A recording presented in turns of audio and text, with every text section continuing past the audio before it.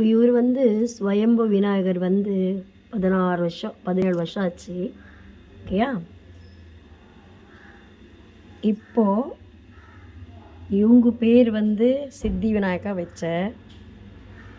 இப்போ பின்னாடி அவங்க பின்னாடியே புத்தி விநாயகர்,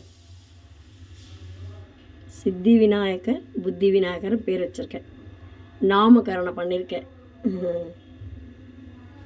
தெரியுதா? ஒரே கல்லில் தான். இவருக்கு பின்னாடியே சித்தி விநாயகர், புத்தி விநாயகர்.